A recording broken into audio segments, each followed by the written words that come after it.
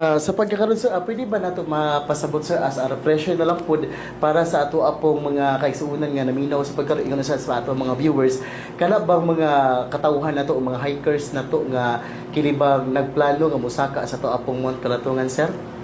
Yes, ano, may hapon sa tanan o may pong hapon sa tanang mga naminaw karon no sa kahanginan sa Bumbo Radyo. Ang process na to sa atong ecotourism kay ang atong Mount Kalatungan based sa atong Sustainable Ecotourism Management Plan. Kuan lagi siya more on climb lang siya no. Niya wala mga facilities dito, more on camping lang siya. So ang process sa ato ang permit is di-organize na to ang mga tourism municipal tourism officer sa office nila.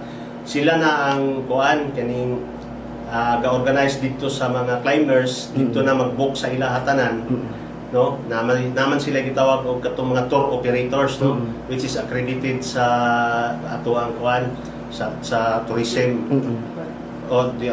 so mo na siya nga kuan kaning dito sila magpa-book ang ato ang mga climber.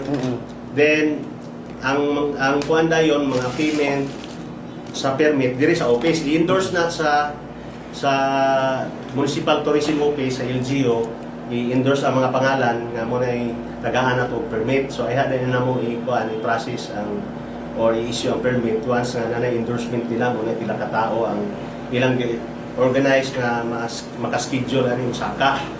So ibali ina na siyang proseso na to kay sa una man god ang ato ang mga lokal sila gid tanan dito sa ilaha ang permitting no. Although natay muwa memorandum of agreement ana.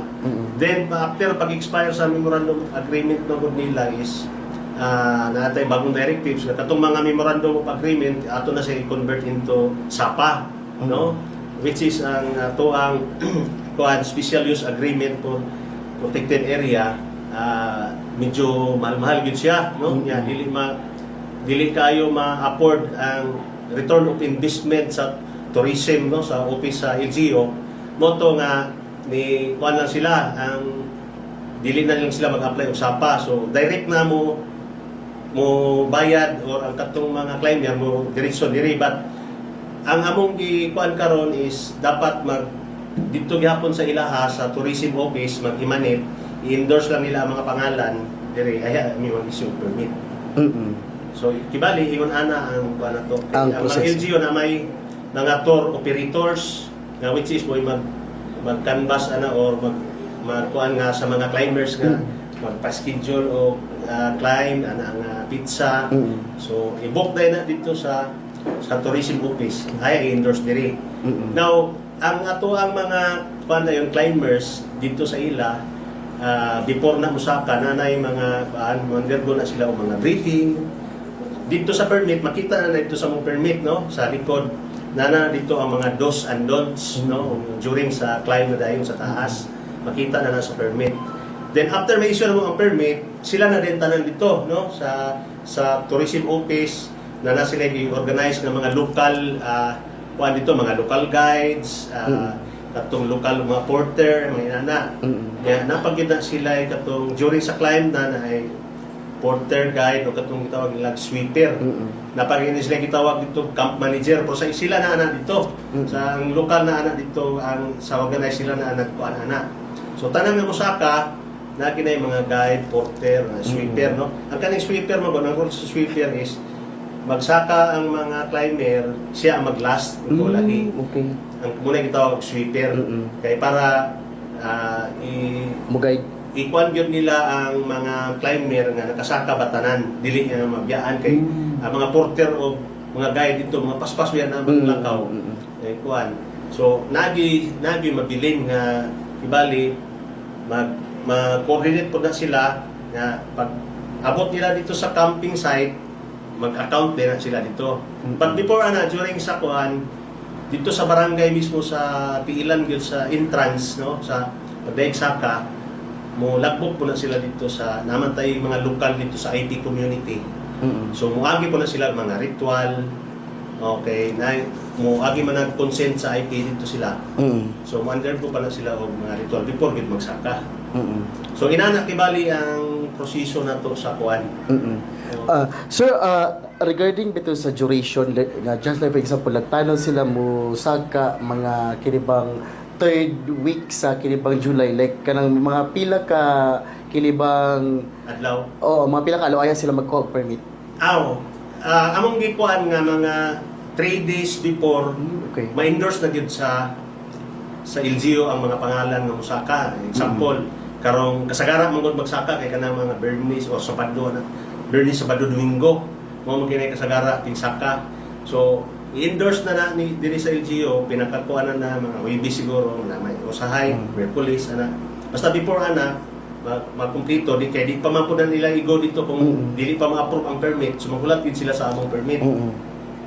So first, naala ba yung mga incident nga na-record sa inyo hapong buhatan nga kinibang nagpataka na lang sila o kinibang saka dayon kinibang mga something kining naka-violate sila sa tuwa pong balaod nga So far wala man sir. Wala pa. Okay, ato maginang i-close coordinate o i-organize na ang mga IT community din ha, no? Kay kuan man kanang dili man basta-basta magpataka og saka diha kay o walay permit gyud isa gina no, isa gina siya kay naay even ka na mag-research sa mga eskwelahan mga estudyante Mag-code yun. napaginay pambi clearance mo agi pa nag-EPIC dili na basta-basta makasaka dito walay magpataka og saka kay naay IT community dito gyud nga kabantay naagi na sila dito permi sa area wa man pila ing entrance kay pag mingon tag saka ta og kuan kanang kalatungan naman may entry o exit point nga diha ra gyud. So wala gyud basta-basta ko. Wala man po'y super, wala po'y mga illegal nga na kuan na to. Dili pala sila pili makaagi sir kay diha Simon Kalatungan kay boundary man gula siya na ay mga part kay boundary sa Valencia na ay boundary sa Pakantukan na po yung mga boundary sa mga other pag mga munisipyo wala pa minala sir nga mo bypass sila. Wala. Okay. Kay actually diri sa Valencia kasugod pa sila karon ang ilang ang ecotourism ga organize kay wala pa gyud kayo yung nag-book nga magsaka bitaw. Ang kusog yun sa atong climbing yun, kinig yung sa LGU Pangantukan. Okay. Kay mo ginay kusog din ha. Kay kining sa Mindis nga dalan o kining sa Portulin. Okay. O mo ginay kuan niya. Mo ginay kusog mo na kuan. Ang diri sa Valencia na poy kay na naman tay kuan po din ha, trail na establish pod. Pero ang LGU wala pa kayo sila kay nag-change mo pod, labi na mag-change ang administration, lain na pod ang tourism officer. So dili kay matutukan nila. Pero karon gasugod na sila kay mag-documentation ganito sila sa mga potential sites no katong mga falls, katong wapo nga mga kuanan o katong mga buntod-buntod dito. Gasugod na sila o kuan documentary kay para makibali sa kuan pa para ma-attract for attraction sa mga tourist ba. Gasugod pa ang kuan. Ang sa Talakag wala pa gid sila. Wala pa gid. Talakag wala. Alright. Hasta ang Maramag ingon nga magsugod pero wala Wala pa gyapon. So purely sa Pakantukan pa sa Pantukan yun ang kuan karon. Sir, one last question lang. Sir, balik ko na ako itong pag-utahan ako. Ganyan katong off-cam bitaw nga katong nangutahan na pag-abot na ako diri.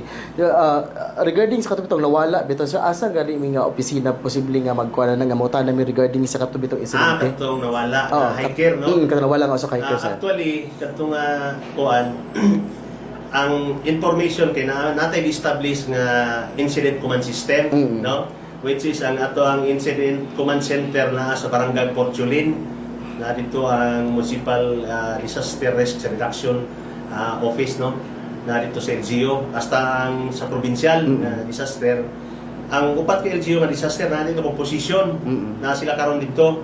So any information na sa regarding anang kuan karon incident dito rata sa kuan sir. Pwede ta makabisita dito sa command system, center sa Portulin kay naay gi-designate ang management dito nga information officer. Na tanan nga information regarding sa katong nawala dito tanan sa iya. Sir, one last question na lang sir kanang regarding bitaw sa kinibang pili bayad dito sir sa kung magsaka ta sa Mount Kalatungan. Okay. Actually ang permit gyud nato diri naman tayo pambi-resolusyon. Tanang kuha na to, kanang kibali taripa na approve sa board. No? So, sa karon bako, ang ato amusaka, labi na ato arang mga Filipino citizen lang, nasa 400 per head. Per head na siya. Kung magtulog siya dito, mag-camping siya, mag-tent, so additional siya 200. Oh, okay. Kaya na may climber nga, bakteri lang. Mm-mm. Sugod kadlawon, pagkahapon uli. Oo. Naman na siya, yung may determine. So, mani ka na, bakteri lang. Pero kala siya nga pag cut-cut nila sir, like kanang na yung mga days nga duration nga diha na sila nga kanang nga days. 3 days ra, kanang Ah, permit okay. ay 3 days. O, depende sa, kung doon lang, backtrail, pinakataas na ng 3 days. Mm-mm. Pero kung traverse siya, matupag kilakiron, o kuan kay tulog ka adlaw mo ng lakaw, o dili madali. So, na pinakataas na mo issue, 4 days. Inana siya. After na mo expire, wala na gyud. Kaya i-monitor mo po na sa tourism dito sa local kuan nga good for 4 days ra ang kuan ng permit example nga kini nga traverse dapat mahuman na gid siya. Wala na extension. All right. Pero mo request for extension pwede mo. Pwede ra pa. Pwede na siya. Sige.